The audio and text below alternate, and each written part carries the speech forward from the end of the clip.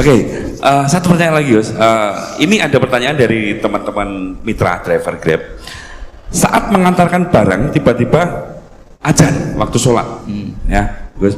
Lalu kita sebagai driver harus sholat dulu atau menyelesaikan orderan dulu, karena itu juga amanah kan orderannya itu. Mungkin nganter barang atau mungkin nganterin penumpang.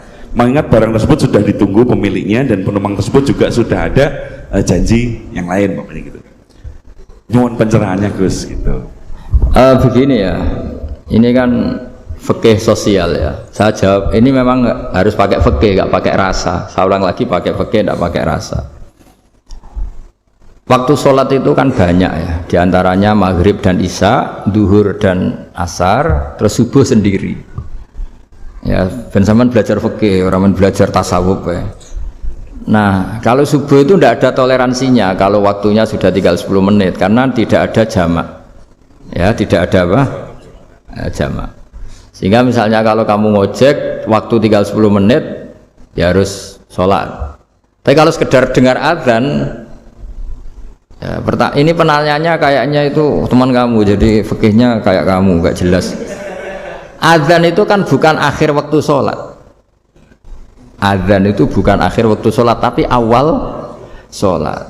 Itu tidak harus supir Grab, tidak harus supir Gojek. Meskipun kamu makan ada azan, ya teruskan saja, kan tidak akhir waktu sholat.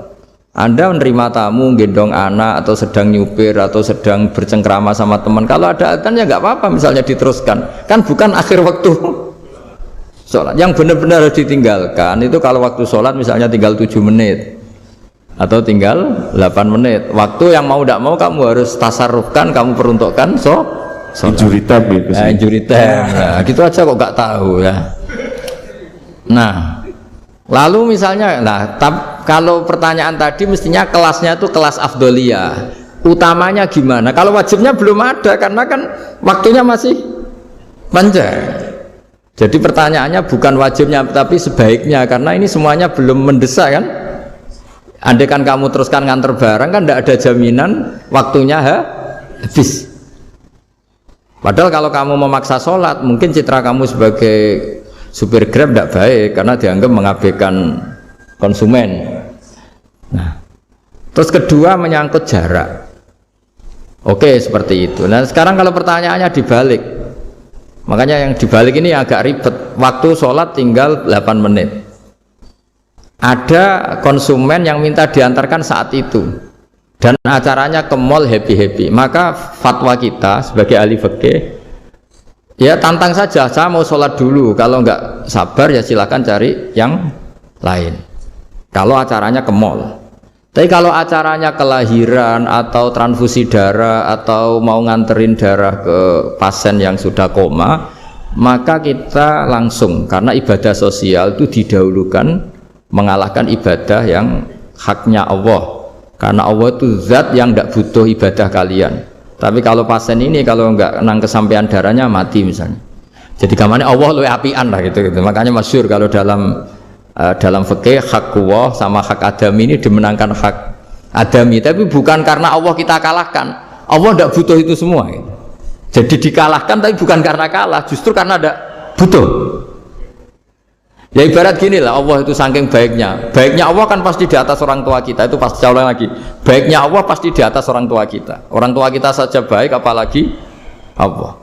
Misalnya orang tua kamu butuh uang 5.000, adik kamu butuh uang 5.000, adik kamu yang kecil atau ya, kira-kira orang tua kamu itu nyuruh dikasihkan beliau apa adik kamu, kira-kira saja ke adik kamu.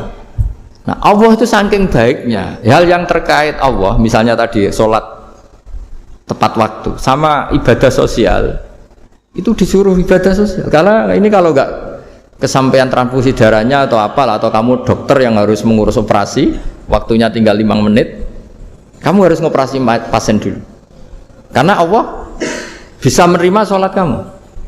Nah, tak terangkan lagi, ini fikih terus. Lalu sholat yang apa?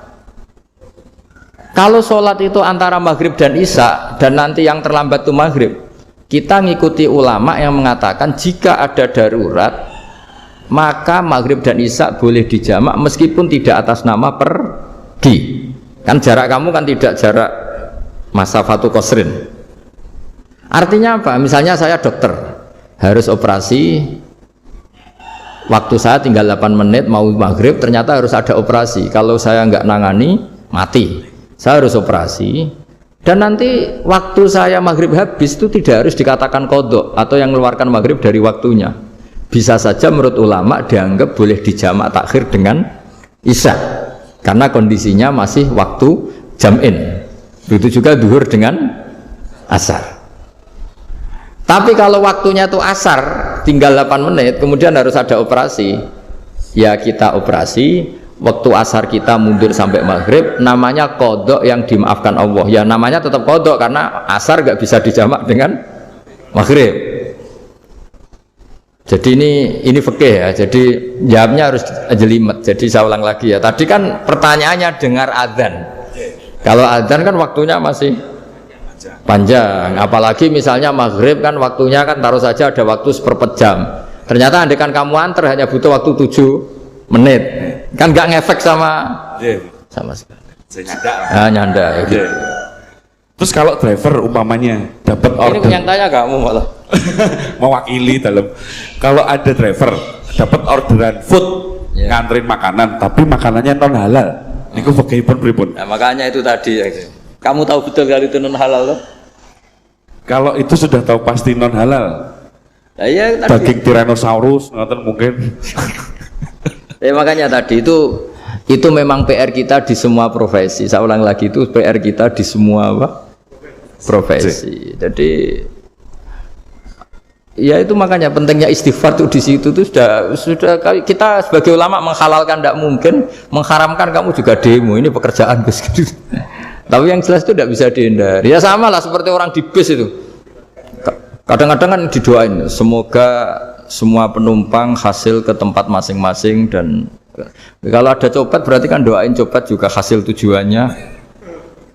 Jadi di semua profesi itu resikonya. Makanya tadi saya bicara tentang fikih. Kaidah umumnya menolong maksiat itu ya bagian dari maksiat, menolong taat itu bagian dari taat. Mau tidak mau harus ada hukumnya. Setidaknya barokahnya tahu hukum. Kalau kita salah belum istighfar gitu, sudah salah nggak merasa salah gitu. Jadi barokahnya tahu hukum itu paling enggak kan kita ya istighfar lah. Kan ya tadi seperti paket misalnya, kan ada saja orang paket yang jelas-jelas barangnya itu haram, tapi atas nama profesionalitas kan mungkin tetap dikirimkan. Tapi barokahnya ngerti hukum, dia istighfar. Nah, tapi karena kalau kita menyarankan sudah ada usah pekerjaan yang lain banyak nanti kan rai-rai potongan tawakal dikandani ngono kan ya repot deh. Nah kalau kita kiai guys, gak apa-apa, serius pangeran sugih. Menurut sampean harusnya ternuntut, Gus saya karena fatwa jenengan saya sekarang miskin, ini gimana pertanggung jawabannya? Ya ribet kan? Tapi saya ulang lagi, itu seninya ngelola kehidupan semuanya seperti itu. Jadi makanya kita nggak pernah berhenti berdoa, Robbana zolamna anfusana, karena dalam sisi semua hidup kita pasti ada unsur nggak benernya gitu. Ya saya ulang lagi, pokoknya kaidah umumnya itu menolong taat itu ya ikut bagian dari taat, menolong maksiat ya bagian dari maksiat. Tapi ya tadi ya kita harus istighfar. Kan cuma tadi yang jelas-jelas maksiat dan kita tidak tajassus. Saya ulang lagi, tidak tajassus itu neliti wong nanti jelimet. Jadi misalnya ada perempuan mau ngojek ke sini ya diantar saja, jangan tanya detail. Itu apanya Mbak? Hubungannya dengan kamu apanya? Wah ya ribet kalau jadi kepo. Jadi kepo ya tidak perlu gitu. Artinya sudah umumnya orang saja sudah. Nah, lama-lama juga gitu. Kalau ada bapak-bapak main itu ke siapa Pak? Tujuannya laki apa perempuan Pak? Surat nikah mana Pak? Oh, surat nikah mana? Saya sudah nikah gitu.